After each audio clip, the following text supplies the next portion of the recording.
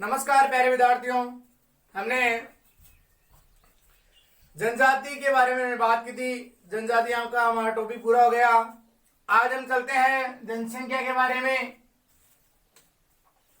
तो जनसंख्या किसे कहते हैं? यानी लोग संख्या गिनती, लोगों की गिनती ही जनसंख्या कहलाती है।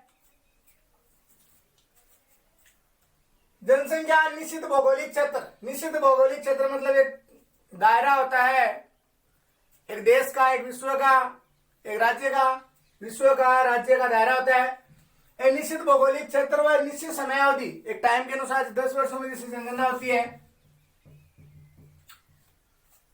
निश्चित भौगोलिक क्षेत्र व निश्चित समयावधि में निवास करने वाले व्यक्तियों की संख्या को जनसंख्या कहते हैं। 10 वर्षों के बाद जनगणना होती है, उस टाइम कितनी जनसंख्या बढ़ी या कितनी घटी, उसे जनसंख्या कहा जाता है। भारत में जो पहली जनगणना है वो हुई थी 1881, लेकिन 1872 में जो जनगणना हुई थी वो व्यवस्थित जनगणना नहीं थी। 1881 में व्यवस्थित जनगणना हुई। तो इसका प्रश्न आता है कि भारत में पहली जनगणना कब हुई? तो 1872 में, और 1881 में व्यवस्थित पहली जनगणना हुई। अब आगे बात करते हैं जनसंख्या की।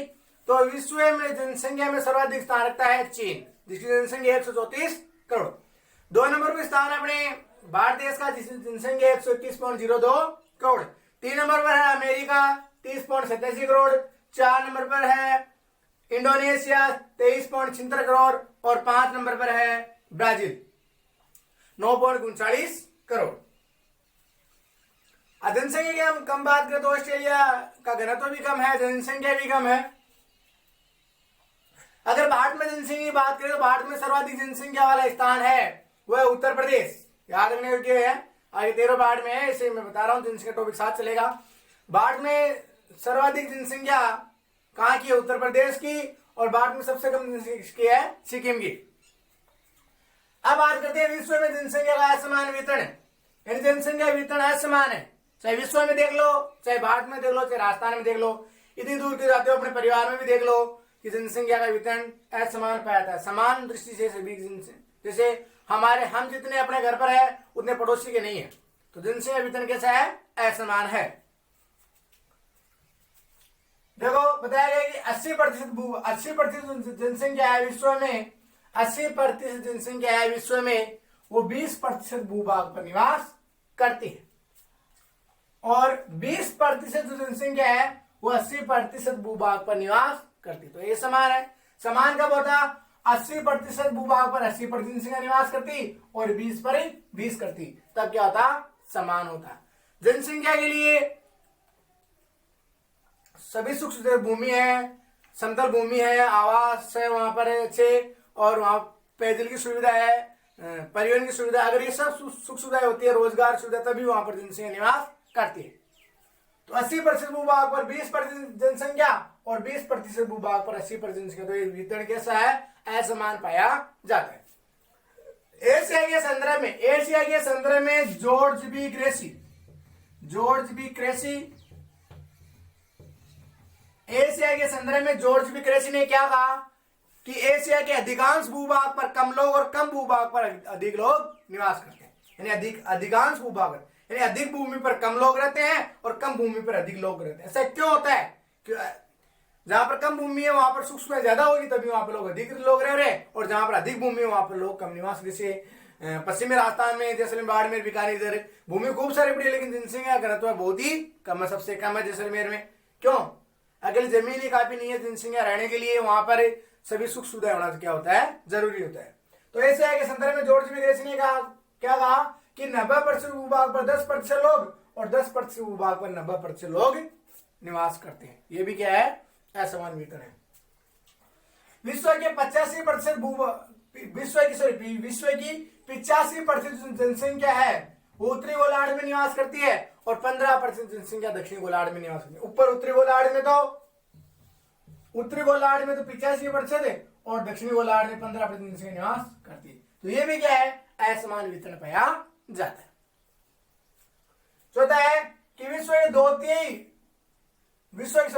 2/3 जनसंख्या है वो 14% भूभाग पर निवास करती है। विश्व की जो 2/3 है, आधे से ज्यादा, वो 14% भूभाग पर निवास करते हैं, बाकी भूभाग क्या है, खाली पड़ा है। ये भी क्या है, असमान वितरण है।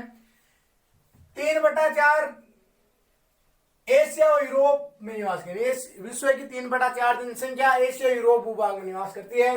एशिया और यूरोप की भूभाग पर 60% जनसंख्या एशिया में निवास करती है। विश्व की 60% जनसंख्या निवास करती है। विश्व की टोटल जनसंख्या 714 करोड़ हम अनुमान लगा सकते हैं, जिसमें 421 करोड़ जनसंख्या एशिया महाद्वीप की है। सबसे अधिक जनसंख्या वाला महाद्वीप कौन सा है, एशिया महाद्वीप। सबसे बड़ा महाद्वीप भी एशिया महाद्वीप है। तो विश्व की 60% जनसंख्या एशिया महाद्वीप में निवास करती है। भारत भी एशिया महाद्वीप में आता है और चीन भी एशिया महाद्वीप, दो बड़े देश जनसंख्या वाले एशिया महाद्वीप में ही आते हैं। तो विश्व की 60% जनसंख्या एशिया महाद्वीप में निवास करती है। 421 करोड़ जनसंख्या 714 करोड़ में से, ये भी क्या है, समान वितरण है। विश्व की 75% जनसंख्या महाद्वीपों के किनारे निवास करती है। विश्व की 75% जनसंख्या महाद्वीपों के किनारे निवास करती है, किनारे किनारे रहती है। ये भी क्या है, असमान वितरण है। 80% जनसंख्या वो सागरतल है, समुद्र उसे 500 मीटर ऊंचाई पर निवास करती है। ये भी क्या है, समान वितरण है। 80% जनसंख्या 20 से 60 डिग्री उत्तरी अक्षांशों में निवास करती है, यानी 60 डिग्री उत्तरी अक्षांशों में, यानी 80% जनसंख्या 20 डिग्री से लेकर 60 डिग्री तक निवास करती है। 80% जनसंख्या 60 डिग्री के बाद विश्व की 1% से कम जनसंख्या के ऊपर क्या आ जाती है, बर्फ आ जाती है, तो वहां पर जनसंख्या क्या करती है, कम निवास करती है। तो ये क्या है, जनसंख्या का असमान वितरण है। तो ऐसा प्रश्न आ सकता है कि विश्व में जनसंख्या के असमान वितरण को समझाइए, तो आपको लिखने हैं।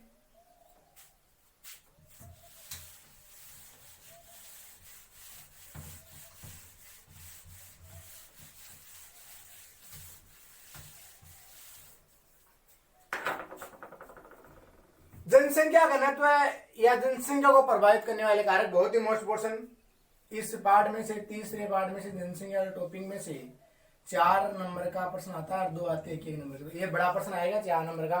3 प्रश्न आते हैं अपने 4 × 3, एक तो 30वां उस किताब में से, दूसरे वाले में से, और 2 प्रश्न इस किताब में से। तो ये तो मैंने ये बता दिया, एक आएगा 10वें पार्ट में से। तो एक प्रश्न इस पार्ट में से, 30 होते 5वें में से, और एक 30वें में से। मीणा और सिंचाई योजना इंदिरा गांधी, उनमें से एक प्रश्न आ जाएगा और एक इनमें से आ जाएगा। तो 4 नंबर का प्रश्न आता है, ध्यान से देखें। जनसंख्या है, जनसंख्या घनत्व को प्रभावित करने वाले, पहला भौगोलिक कारक। भौगोलिक कारक, भूमि कैसी है, वहां का वातावरण कैसा है, प्रकृति के अनुसार। जैसे जल की उपलब्धता, जिसे माना जाता है कि जहां पर जल अधिक उपलब्ध है वहां पर जनसंख्या निवास अधिक करती है। तो ऐसा कहा जाता है जल ही जीवन है, जल के बिना मानव जीवन की कल्पना नहीं की जा सकती। जल ही क्या है, जीवन है, जल के बिना मानव जीवन की कल्पना नहीं की जा सकती। यही कारण है कि नदी घाटियों किनारे अधिक जनसंख्या निवास करती है। जहां जल आसानी से उपलब्ध होता है वहां पर जनसंख्या अधिक निवास करती है, और जहां जल आसानी से उपलब्ध नहीं होता वहां पर जनसंख्या कम निवास करती है। क्योंकि जल ही मनुष्य के पीने योग्य है। मनुष्य पानी पिए बगैर नहीं रह सकता, खाना खाए बगैर रह सकता है। उसी के साथ कृषि कार्यों के लिए जल उपलब्ध होना जरूरी है। तो जहां पर जल अधिक उपलब्ध होता है वहां पर जनसंख्या कम, और जहां पर जल उपलब्ध कम होता है वहां पर जनसंख्या कम निवास करती है। बाकी देखो, जलवायु किसे कहते हैं। पहली बात तो मौसम किसे कहते हैं, वायुमंडल की छोटी अवधि वो कहलाती है मौसम। दूसरी है वायुमंडल की जो लंबी अवधि है वो क्या कहलाती है, जलवायु कहलाती है। जहां की जलवायु मनुष्य के अनुकूल होगी या मनुष्य के लिए सुविधाजनक होगी वहां पर जनसंख्या अत्यधिक मात्रा में निवास करती है, और जहां की जलवायु मनुष्य के लिए सुखद नहीं होगी, दुखदायी होगी, तापमान अधिक होगा, वहां पर जनसंख्या क्या करेगी, कम निवास करती है। तो भारत की जलवायु जैसी है, शीतोष्ण उष्ण प्लस ये दोनों है, शीतोष्ण कटिबंधीय है, तभी वहां पर जनसंख्या क्या करती है, अधिक निवास करती है।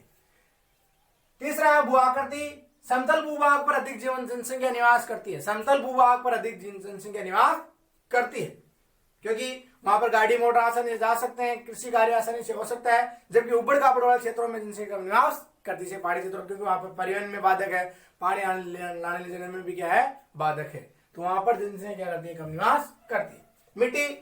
मिट्टी भी मानव जीवन को प्रत्यक्ष और अप्रत्यक्ष रूप से, मिट्टी के लिए हम फसलें बोते हैं, और जहां की मिट्टी उपजाऊ होगी वहां पर जनसंख्या अधिक निवास करेगी, और जहां की मिट्टी अनुपजाऊ होगी वहां पर जनसंख्या करेगी, कम निवास करेगी। ये भी क्या है, प्रभावित करता है।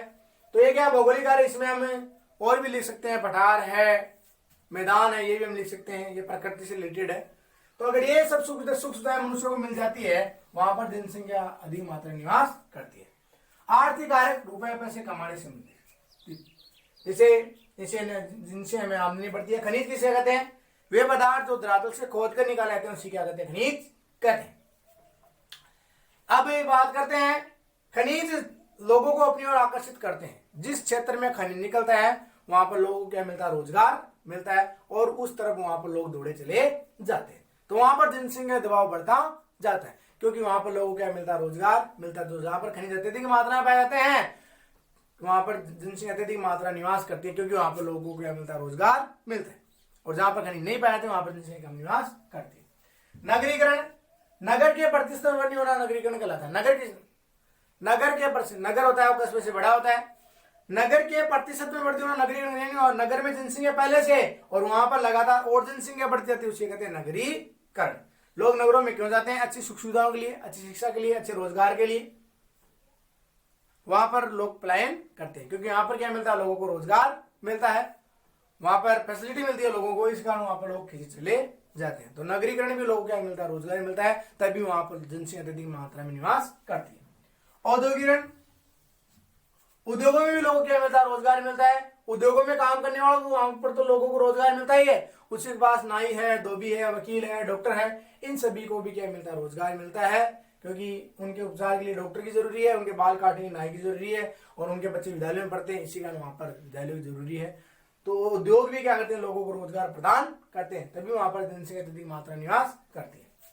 तीसरा है सामाजिक व सांस्कृतिक कारक, जहां पर शांति और सुरक्षा होती है वहां पर जनसंख्या अधिक निवास करती है, क्योंकि लोगों को अपने जीवन की चिंता रहती है, वहां पर जनसंख्या अधिक मात्रा में निवास करती है। और जहां पर शांति नहीं होती, अशांति होती है, लड़ाई झगड़े होते रहते हैं, वहां पर जनसंख्या में निवास करती है। तो ऐसा प्रश्न पूछा सके जनसंख्या घनत्व को प्रभावित करने वाले कारक, तो आपसे प्रश्न पूछा जा सकता है। तो आप ध्यान रखें, जनसंख्या वितरण घनत्व को प्रभावित पहले भौगोलिक कारक, जल की उपलब्धता, जलवायु, मिट्टी, पठार, मैदान, आर्थिक नगरीकरण, औद्योगिक। आपसे एक भी पूछा जा सकता है, आर्थिक कारक के बारे में वर्णन पूछा जा सकता है, या भौगोलिक कारक के बारे में वर्णन पूछा जा सकता है, या सभी के बारे में वर्णन पूछा जा सकता है। तो ये बड़ा प्रश्न आपको देखने को मिलेगा। आगे हम बात करेंगे